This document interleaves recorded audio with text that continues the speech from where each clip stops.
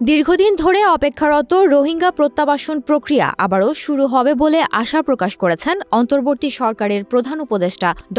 মোহাম্মদ ইউনূস। এই ঈদে না হোক, আগামী ঈদ যেন রোহিঙ্গারা নিজের দেশেই করতে পারেন এমন প্রত্যাশা ব্যক্ত করেছেন তিনি। শুক্রবার কক্সবাজারের উখিয়া রোহিঙ্গা ক্যাম্প পরিদর্শনে গিয়ে তিনি কথা জানান।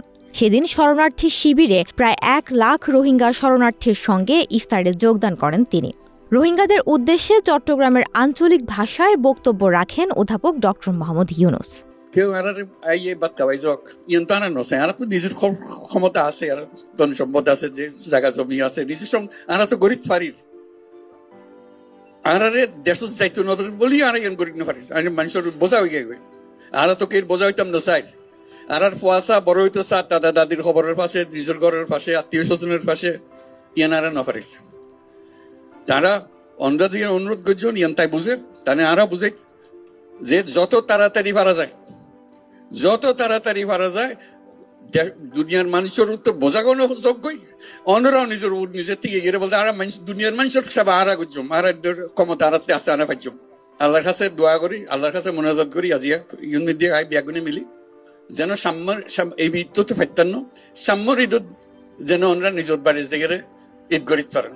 রোহিঙ্গারা যেন সামনের বছর মিয়ানমারের রাখাইন রাজ্যে তাদের নিজ বাড়িতে ফিরে গিয়ে ঈদ উদযাপন করতে পারেন, সে লক্ষ্যে জাতিসংঘের সাথে সম্মিলিতভাবে প্রচেষ্টা চালিয়ে যাবেন বলে অঙ্গীকার ব্যক্ত করেছেন প্রধান উপদেষ্টা ড. মোহাম্মদ ইউনূস। ইফতারের প্রধান উপদেষ্টার সঙ্গে সফররত জাতিসংঘের মহাসচিব অ্যান্থনিও গুতেরেসও অংশগ্রহণ করেন। প্রধান উপদেষ্টা বলেন, জাতিসংঘের মহাসচিব তার শত ব্যস্ততার মাঝেও আপনাদের সঙ্গে ইফতার করার ইচ্ছা প্রকাশ করেছেন, যা বাংলাদেশি এবং সকল রোহিঙ্গা শরণার্থীদের জন্য সত্যি সৌভাগ্যের বিষয়।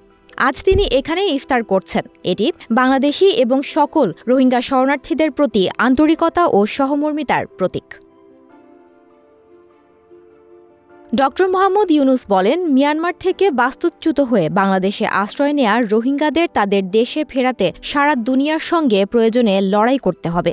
ঈদে মানুষ আত্মীয় স্বজনের কবর জিয়ারত করে, রোহিঙ্গাদের এই সুযোগটুকুও নেই। লাখো রোহিঙ্গা জনগোষ্ঠীর সম্মানে আয়োজিত ইফতার মাহফিল অনুষ্ঠানে পররাষ্ট্র উপদেষ্টা ও সেনা প্রধান সহ দেশি বিদেশি সংস্থার প্রতিনিধিরা অংশগ্রহণ করেন।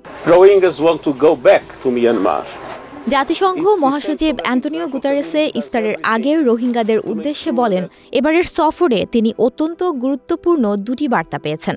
প্রথমত, রোহিঙ্গারা মিয়ানমারে ফিরে যেতে চায়, তাই আন্তর্জাতিক সম্প্রদায়কে সর্বোচ্চ চেষ্টা করতে হবে যাতে মিয়ানমারে শান্তি পুনঃপ্রতিষ্ঠিত হয় এবং তাদের অধিকার সুরক্ষিত থাকে। অতীতে যে নির্যাতন ও বৈষম্যের শিকার তারা হয়েছে তা দূর করে তাদের মর্যাদা নিশ্চিত করা জরুরি। আর দ্বিতীয়ত, রোহিঙ্গারা ক্যাম্পে আরও ভালো জীবনযাত্রার সুযোগ চায়। দুর্ভাগ্যজনকভাবে সম্প্রতি যুক্তরাষ্ট্র সহ ইউরোপের বেশ কয়েকটি দেশ রোহিঙ্গাদের মানবিক সহায়তা কমানোর সিদ্ধান্ত নিয়েছে, যা তাদের খাদ্য নিরাপত্তাকে চরম ঝুঁকির মধ্যে ফেলেছে। তবে তিনি প্রতিশ্রুতি দিয়েছেন, এই সংকট মোকাবেলায় তারা সর্বোচ্চ সহযোগিতা করবেন। সুমনা মোস্তফা, প্রবাস খবর।